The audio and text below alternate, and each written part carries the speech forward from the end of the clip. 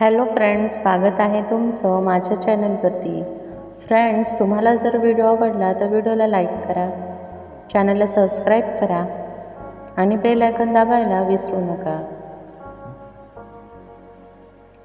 सुनीता आणि राजेशच्या लग्नाला काही वर्ष झाली होती आणि सुनीता हळूहळू कुटुंबाच्या पारंपरिक चौकटीत अडकत गेली होती. सासूचा ताण, घरकामाचा भार आणि दुपारच्या चहा पार्टीमध्ये तिचं सारथी होणं ही वेगळीच तिच्या स्वाभिमानाला चाचपणा बनवत होती. तरीही तिने नोकरी सोडली नाही आणि कुटुंबाच्या अपेक्षांची पूर्तता करत राहिली. एक दिवस सुनीता चुकून सासूच्या कोठडीत एक जुनी डायरी पाहते.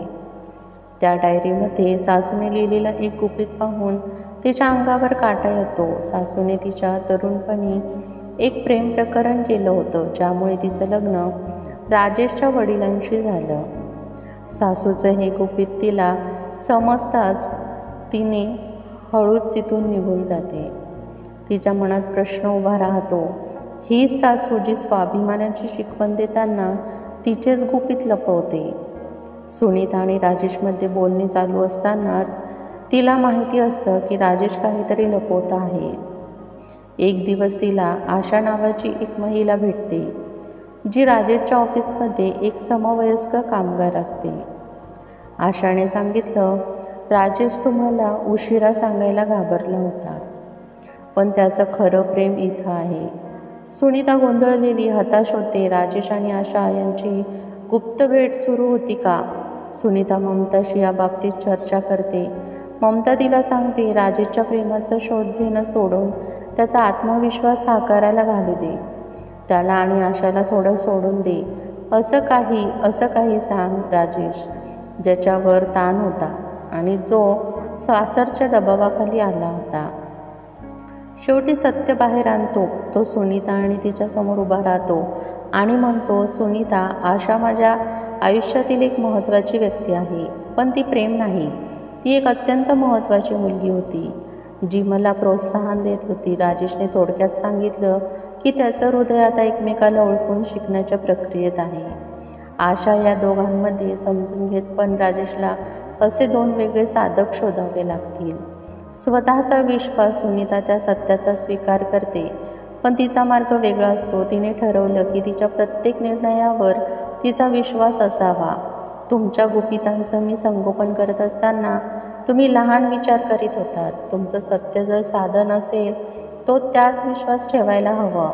सुनीता संकल्प करते आणि आयुष्यात तिच्या मार्गाने निघून जाते. सुनीताने घरात सगळ्यांना एकत्र बोलवलं. तिचा आवाज खूप शांत होता, पण ठाम होता.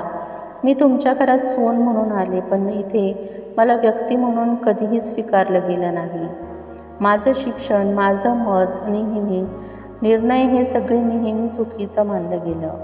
मी तुमच्यासाठी घर चालवलं, आदर दिला, पण स्वाभिमान गमावला नाही आणि आता गमावणारही नाही. सगळेजण निशब्द झाले. राजेश तिच्याकडे पाहतच राहिला. त्याच्या डोळ्यात पश्चाताप होता. राजेश, ती म्हणाली, प्रेम हे केवळ सोबत राहण्यात नसतं, तर समजून घेण्यात असतं.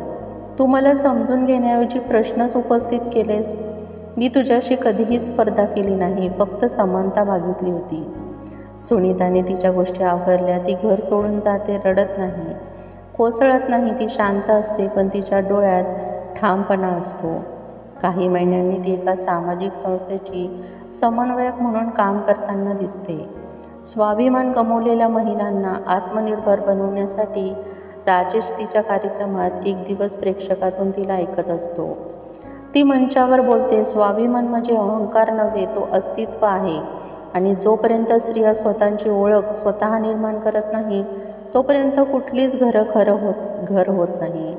टाळ्यांचा कडकडाट होतो. सुनीता मंचावर एकटी उभी असते, पण आयुष्यात प्रथमच ती खरंच पूर्ण वाटते. सुनीता नव्या प्रवासाची सुरुवात होते. सुनीता आता सामाजिक संस्थेत काम करते. ती महिलांना आत्मनिर्भर होण्यासाठी प्रोत्साहित करते, त्यांना आर्थिक, मानसिक आणि कायदेशीर मदत उपलब्ध करून देते.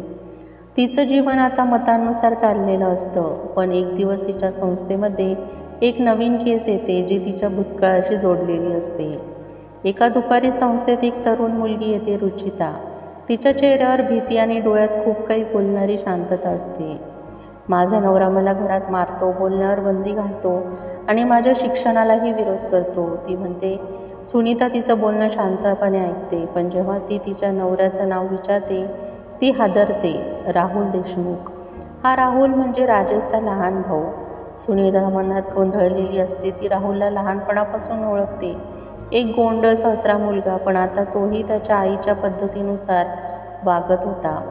सुनीताला जाणवतं की त्याच्या घरातून गेल्यानंतरही त्या संस्कृतीने अजूनही कित्येक महिलांचं आयुष्य पिळून धरलं आहे. ती स्वतःला थांबवू शकत नाही. ती रुचिताच्या केसवर वैयक्तिक लक्ष ठेवते. तिचं समुपदेशन, कायदेशीर सल्ला आणि शेल्टर होममध्ये सुरक्षितता सगळं सुनीता स्वतः हाताळते. एक दिवसाअखेर राहुल संस्थेत येतो. त्याच्या चेहऱ्यावर राग, अपराध आणि थोडंसं लज्जा तिघंही स्पष्ट दिसतं. सुनीता, वहिनी तुम्ही हे काय करताय? सुनीता त्याच्याकडे शांतपणे पाहते. कारण जेव्हा मी तुमचं घर सोडलं तेव्हा मला वाटलं होतं की माझा लढा संपला, पण आज लक्षात आलं तो लढा आज पुन्हा सुरू होतोय. कारण मी माझ्या भूतकाळातला परत घडायला चालली आहे. नाही, पण त्यात चुका भविष्यात घडू नयेत म्हणून उभी राहिली आहे. रुचिता आता एका शाळेत शिक्षिका म्हणून काम करते.